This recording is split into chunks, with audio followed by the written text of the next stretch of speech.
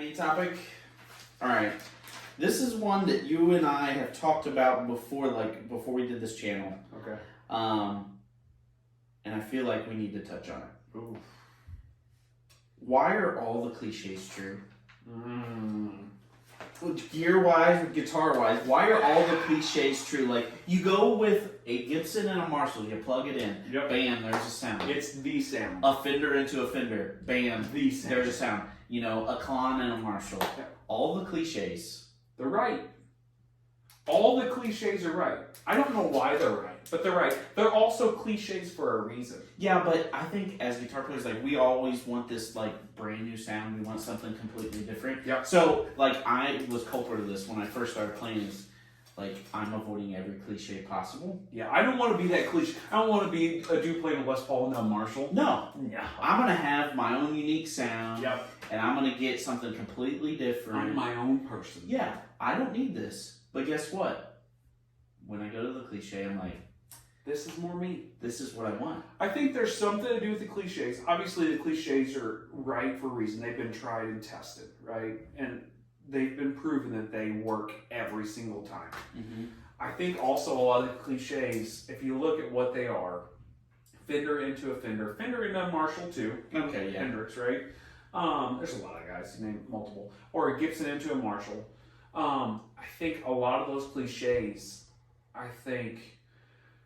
are open enough and have enough, not just headroom or anything like that. I'm not talking about that necessarily, but they will let you show your own identity through them. Yeah.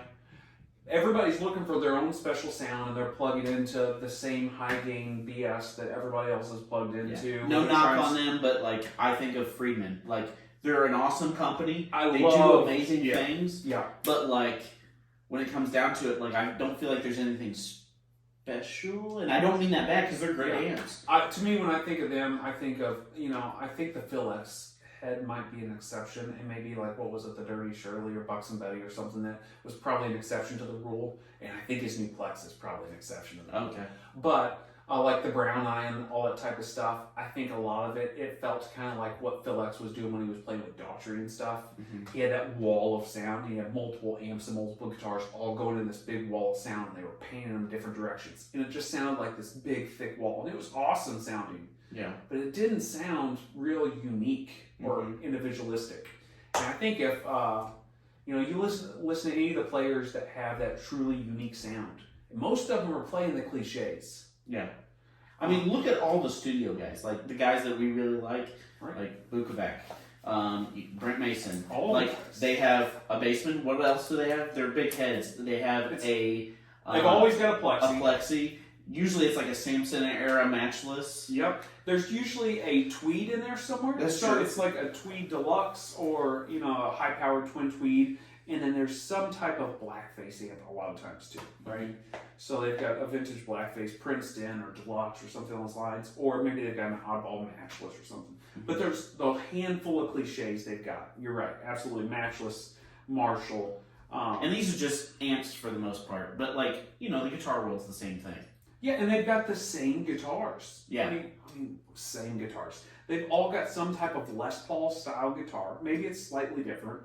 They've all got some type of Telly. They've all got some type of Gretsch. They've all got some type of 335 or something.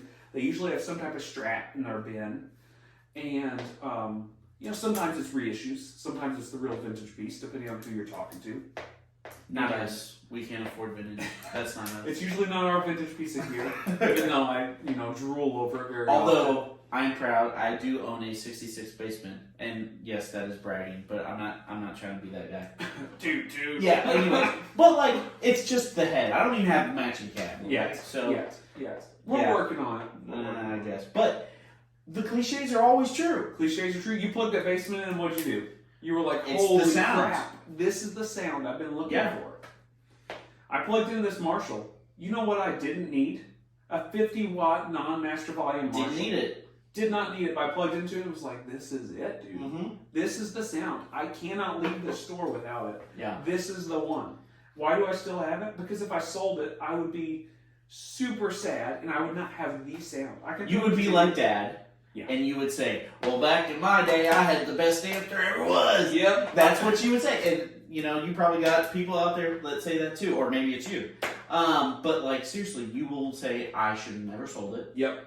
And I completely regret it. we definitely have gear that we've done that with, but Yeah. there's some things we just can't part with. Yeah. And I think the cliches will fall.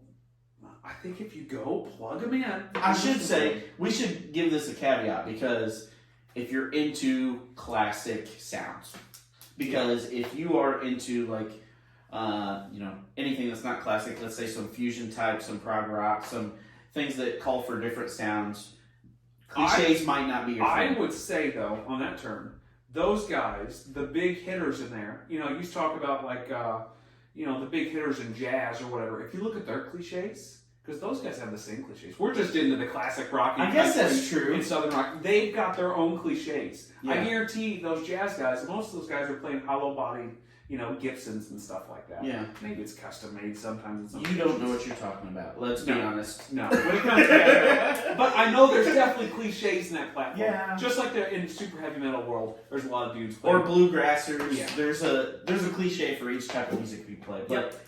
The reason why the cliche is there and why they're always right is because they've been tried, tested, and when you plug into them, you find that sound. yeah. It's the sound you've been hearing. And, like, our motive is, you know, the favorite sounds that we heard as kids or that we love now that inspire us. Like, we try to chase after that, but do it in a way that we can actually afford it. Yeah. So whatever we can do to get as close as possible there. If your thing is a Hot Rod Deluxe, go for it. Yeah. You can get a great sound out of a Hot Rod Deluxe with like an amp in the box pedal and a couple pieces. You can have a killer sound. Yeah. And you can follow those cliches the same way. Plug a Gibson into one of those rocket pedal animals. Yeah. Into a Hot Rod Deluxe, and you've got a great Gibson into a Marshall sound. Yeah, that's true. You know, it's just something. I think cliches are true. I think cliches are true. I don't know why, but I can't seem to get away from them. Yeah.